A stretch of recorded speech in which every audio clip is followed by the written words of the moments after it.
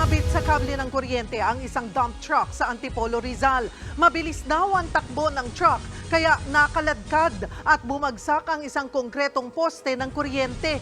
Nasa frontline ng balitang yan, si Elaine Fulgencio.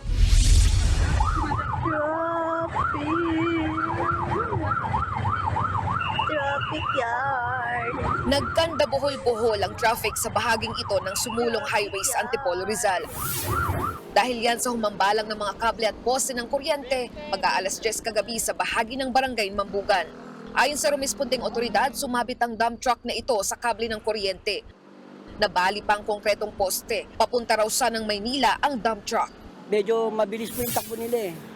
So, tendency nun, talagang masabitan yung kable, mahahatak yung poste. Sugatan sa aksidente ang mag-asawang sakay ng motorsiklo. Sumabit daw sa leeg ng angkas ang kable ng kuryente kaya sila sumemplang.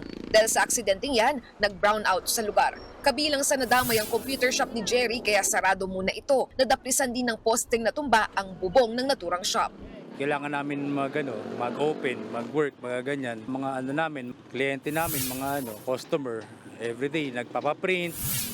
Agad namang naayos ang mga nagbagsakang kable na ibalik din ang supply ng kuryente bandang alas 11:30 kagabi. Hindi na nagpaunlak ng panayam ang driver na mahaharap sa reklamong reckless imprudence and damage to property. Nagbabalita mula sa frontline, Elaine Fulgencio, News 5. Mga kapatid, Cheryl Cosim po, huwag maging huli at maging una sa lahat sa balitaan.